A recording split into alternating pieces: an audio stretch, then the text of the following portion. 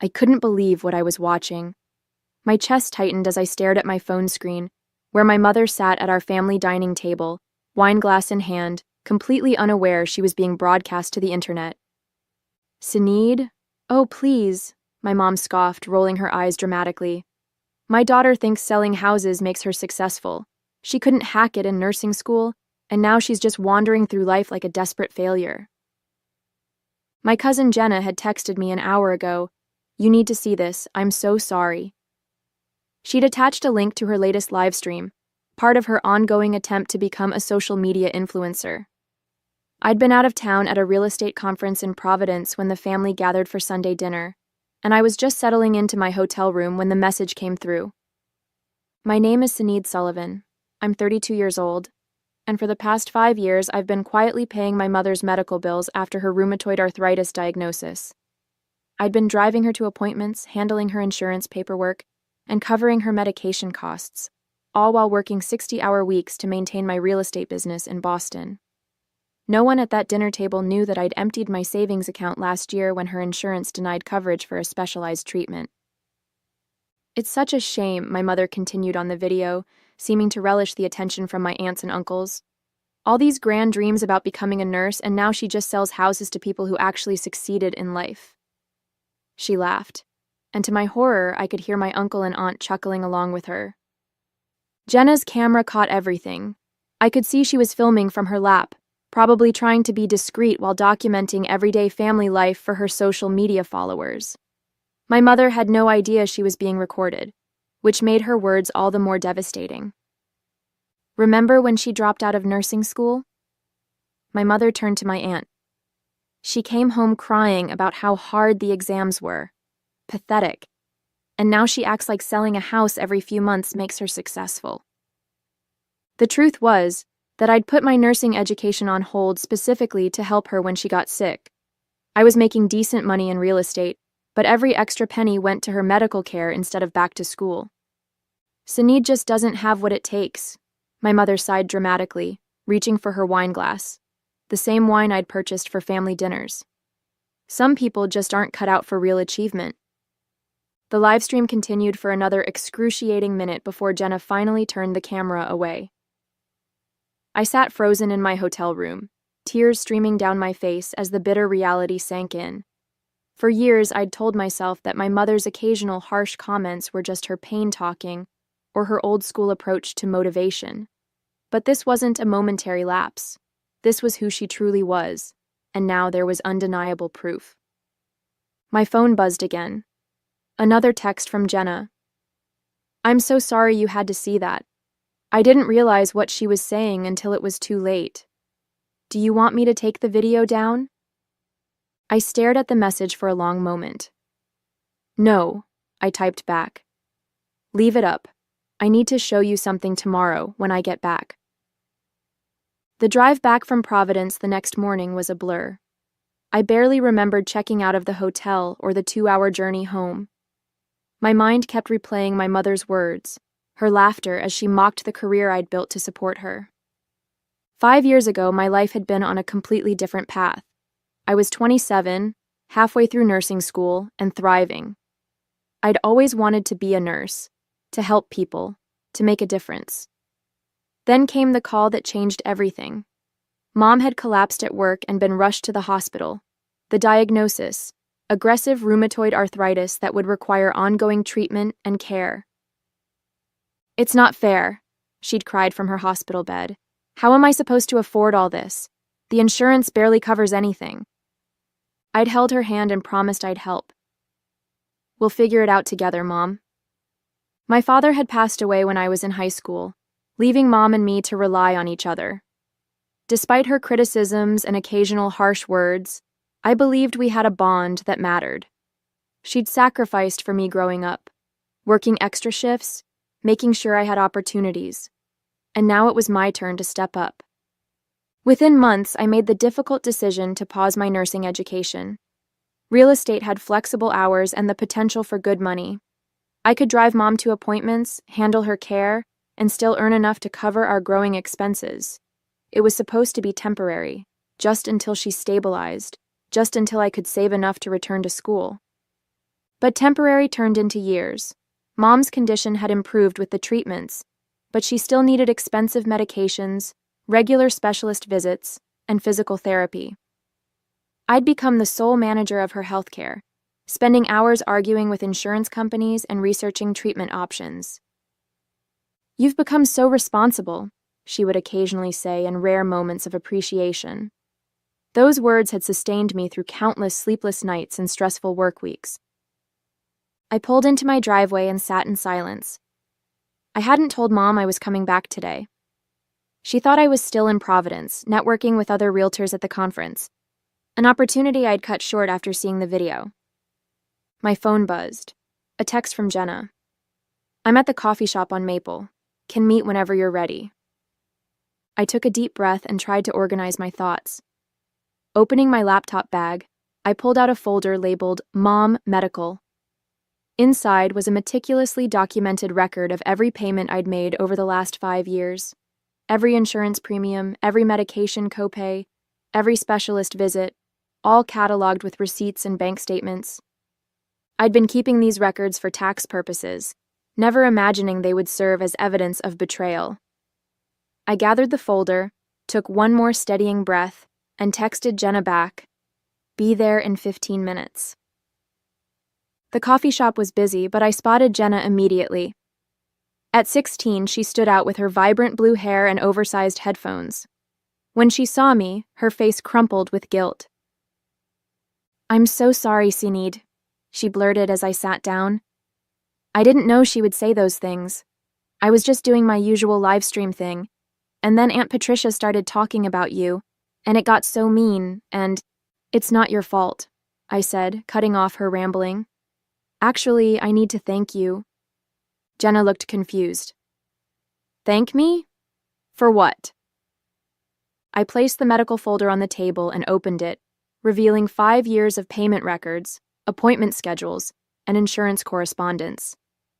"For showing me the truth," I said quietly. "I've been paying for everything. Her medications, treatments, insurance premiums, everything." Jenna's eyes widened as she flipped through the documents. "This is thousands of dollars." "Over 100,000, actually," I confirmed. "I put my entire life on hold for her. My nursing degree, my savings, even relationships. Everything went on the back burner because I thought she needed me." Jenna looked up from the paperwork, her expression shifting from shock to anger. "And she calls you a failure? That's so messed up." I nodded, feeling a strange calm settling over me. I always thought her criticism was her way of motivating me, that underneath it all, she appreciated what I was doing. I laughed bitterly. Guess I was wrong.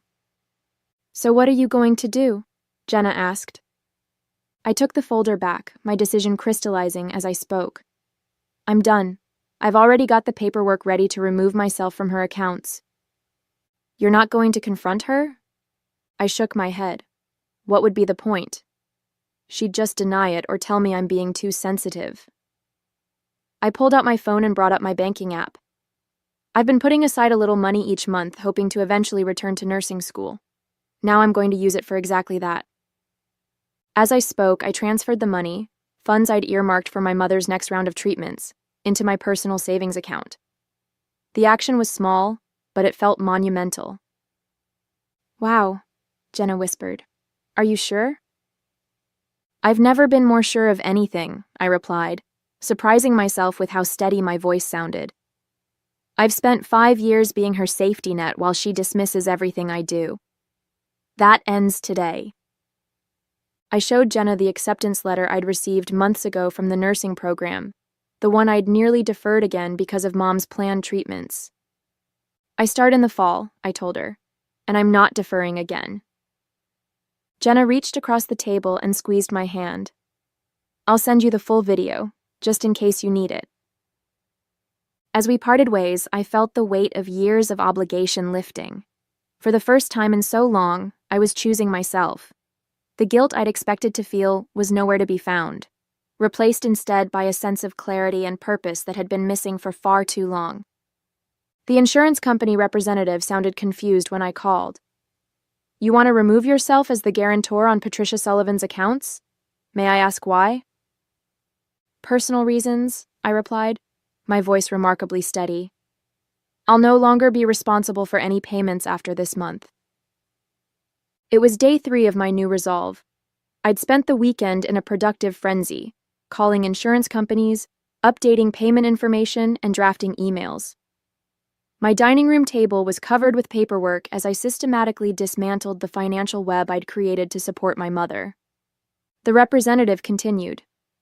Ms. Sullivan, I should inform you that without your support, your mother's premium will increase substantially, and her coverage options may change. I understand. I paused. Could you please send a formal letter explaining these changes to her home address? I want to make sure she's fully informed. I knew exactly what I was doing. The letter would arrive in a week, giving me time to implement the rest of my plan before the inevitable confrontation. My phone had been buzzing with messages from my mother since yesterday.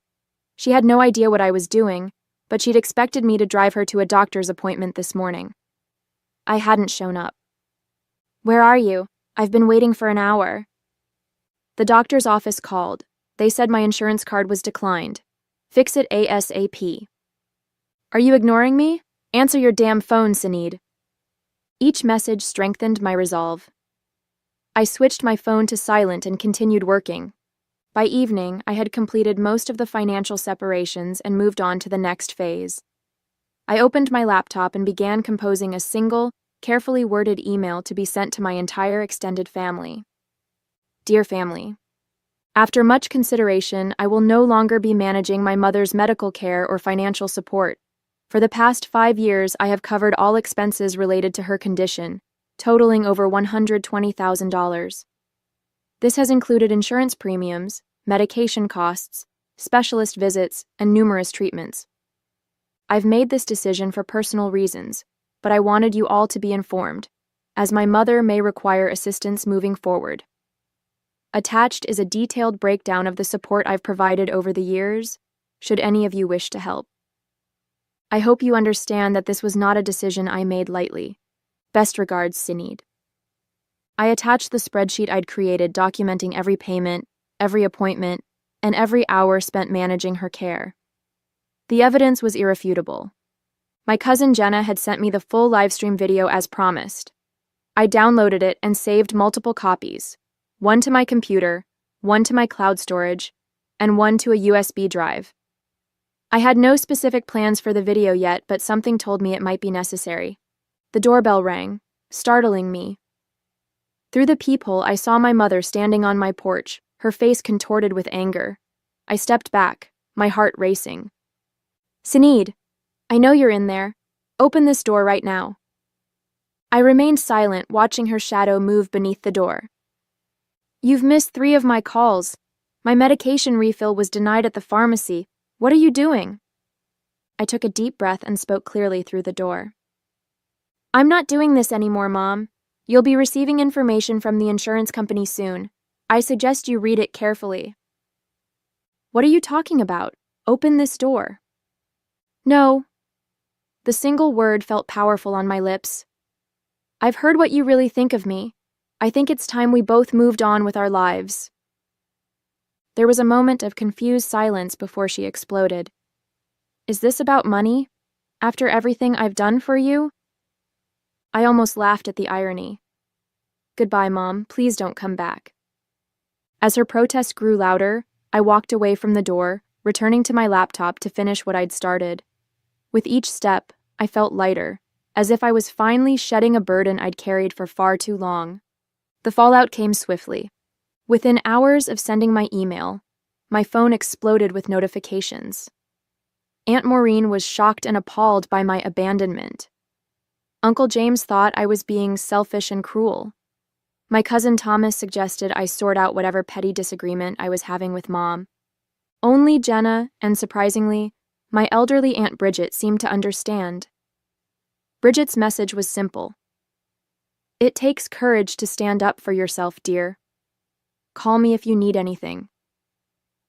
I blocked my mother's number first, then one by one I muted the relatives who couldn't bother to ask for my side of the story. The silence that followed was strangely peaceful. 3 days later, I sat in the admissions office at Boston City Nursing School, finalizing my re-enrollment for the fall semester.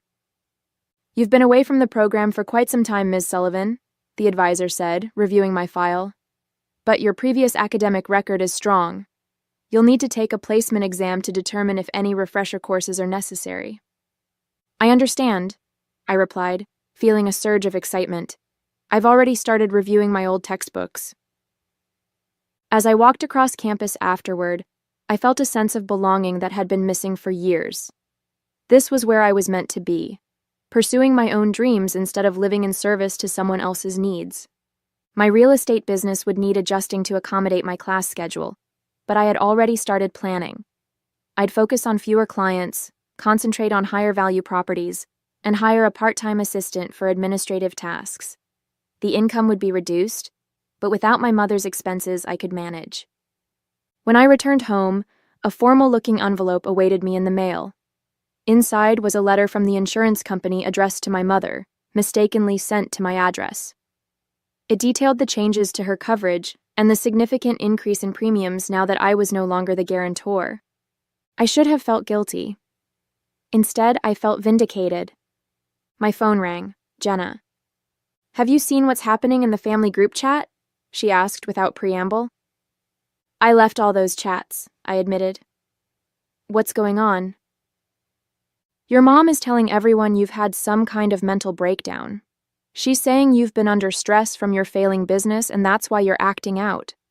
I could hear the air quotes in Jenna's voice. She's completely twisting everything around. I sighed, unsurprised. Classic deflection. "That's not all," Jenna continued. "She didn't realize I was still in the chat, and she's convinced Aunt Maureen to let her move in temporarily until she sorts out her medical situation." "Of course she has," I said, shaking my head. "Mom's always been good at finding someone to rescue her." After hanging up, I opened my laptop and found myself staring at the video file Jenna had sent, the live stream that had changed everything.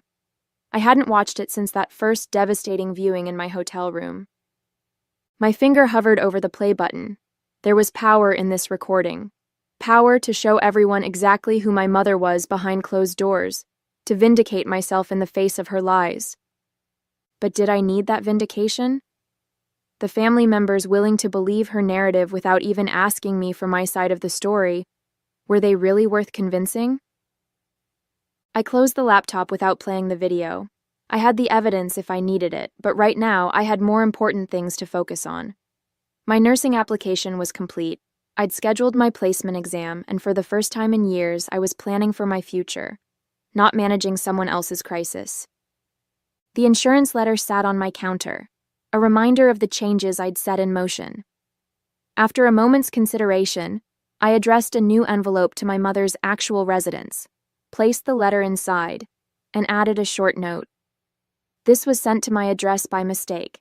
I suggest you read it carefully." No signature, no emotion, just facts.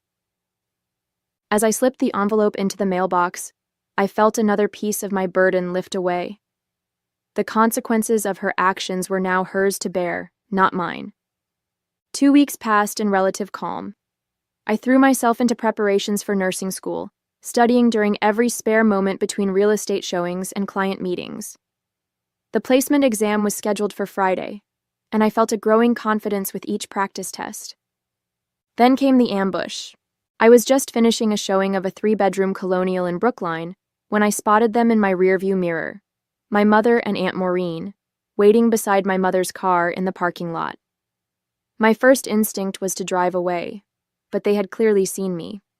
Running would only postpone the inevitable. I took a deep breath and stepped out of my car. "Sinead," my mother said, her voice sickly sweet. "We need to talk."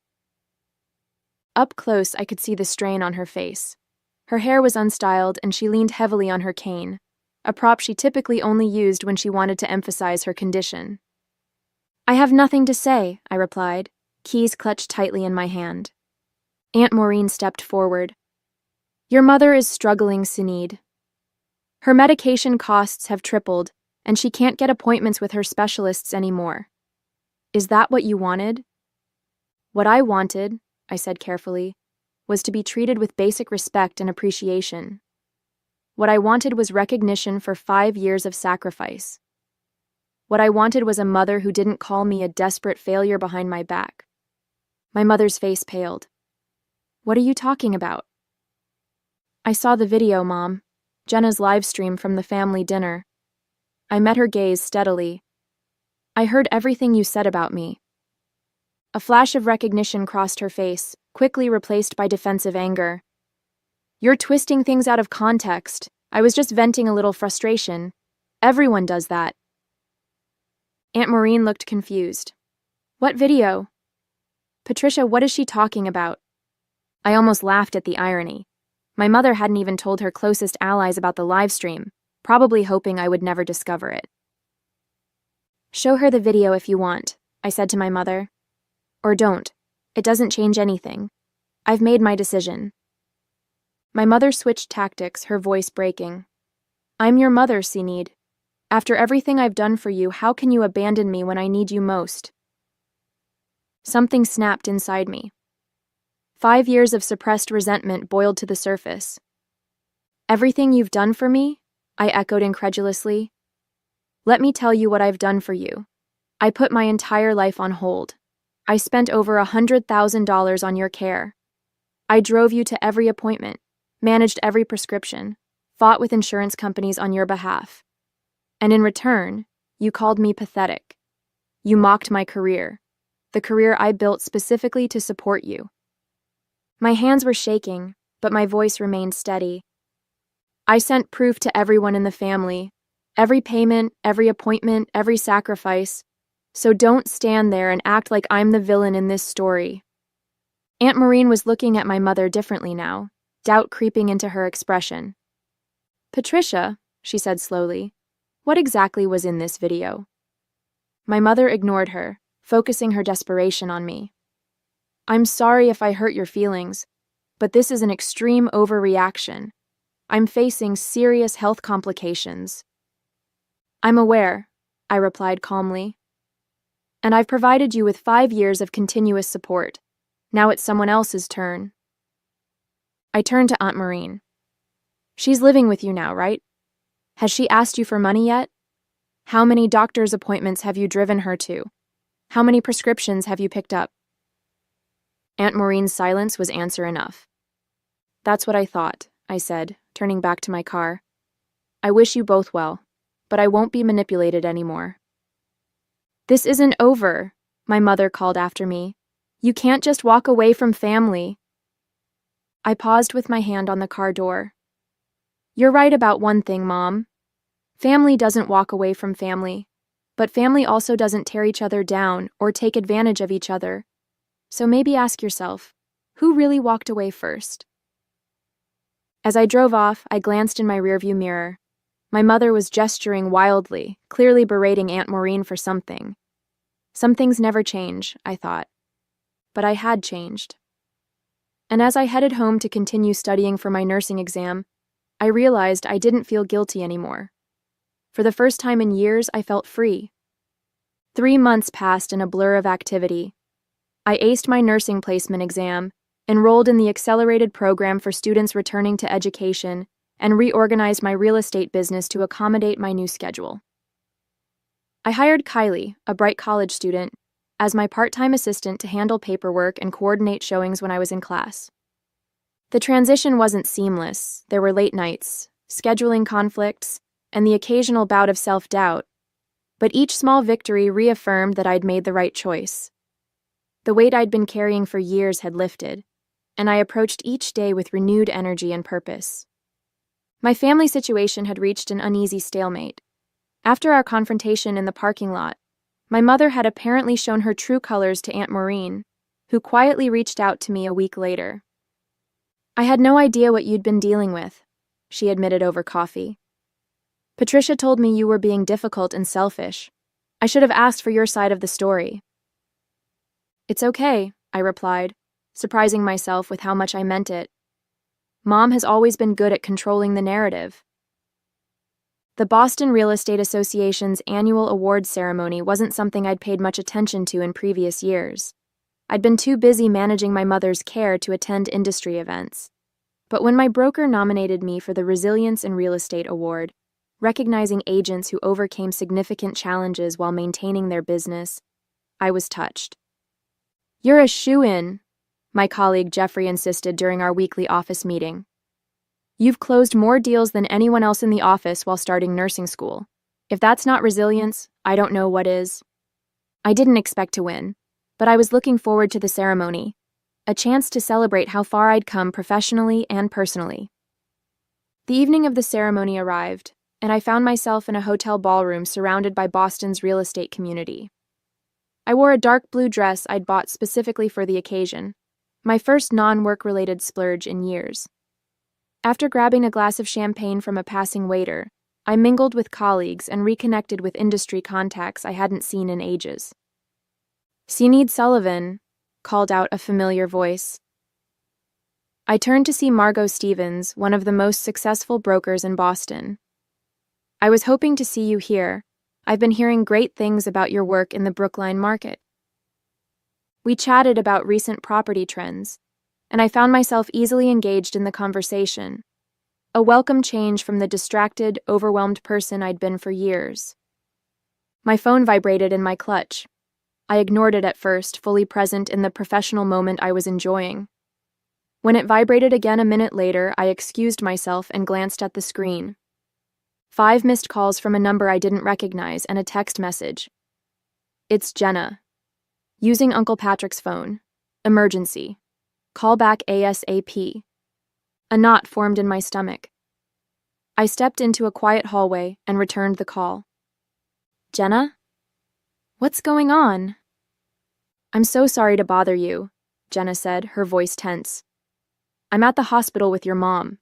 She fell, and they think it might be a reaction to her new medication. She's asking for you." I closed my eyes, waiting for the familiar wave of guilt and obligation to wash over me. It came, but it was different now, manageable, not overwhelming.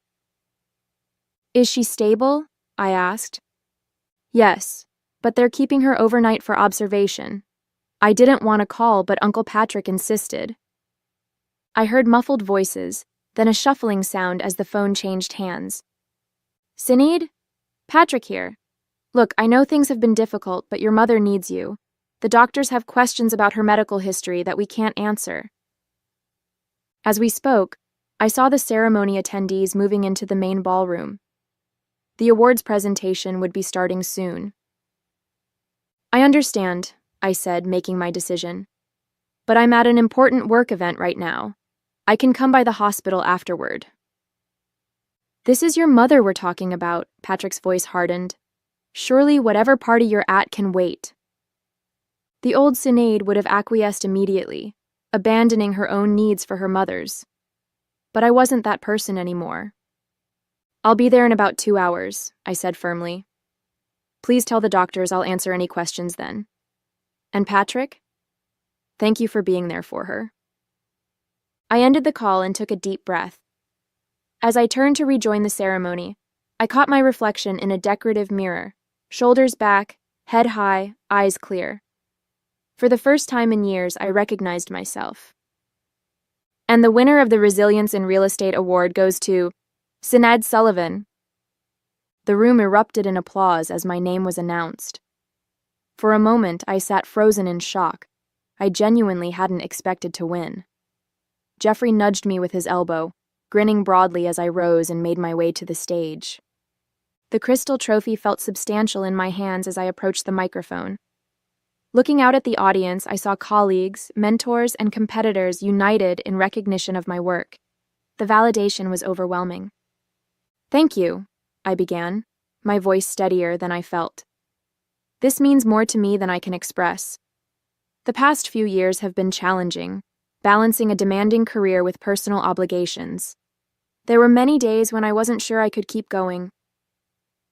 I paused, thinking of the countless nights I'd spent researching treatment options for my mother, the early mornings rushing to prepare for showings after sleepless nights of worry. But real estate isn't just about selling homes. It's about resilience, adapting to changing markets, overcoming obstacles, and finding solutions when it seems impossible. Those same skills helped me navigate my personal challenges and eventually find my way back to my original passion, nursing. The crowd murmured with interest at this revelation. I'm now pursuing my nursing degree while continuing to serve my real estate clients, and I couldn't be happier. So this award isn't just for professional resilience. It's a reminder that we can reinvent ourselves at any point in our lives. Thank you for this honor. The applause followed me back to my seat, where Jeffrey and our other colleagues congratulated me with enthusiastic handshakes and hugs.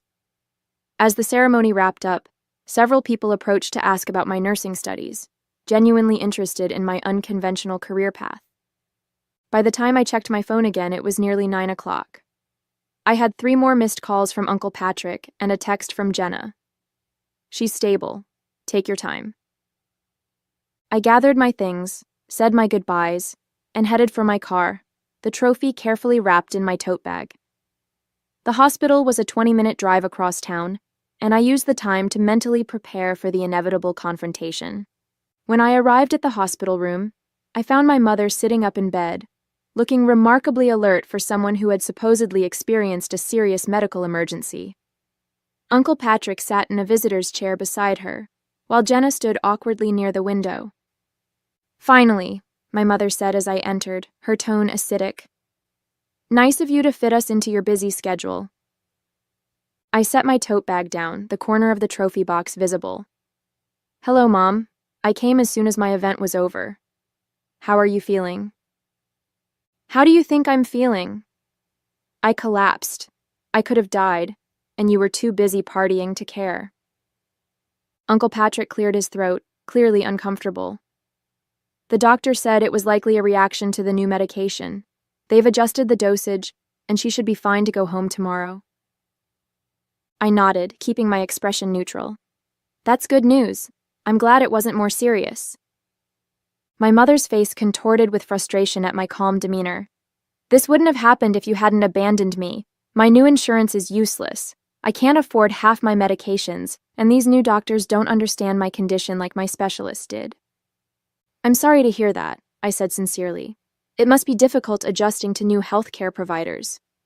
My measured response seemed to infuriate her further.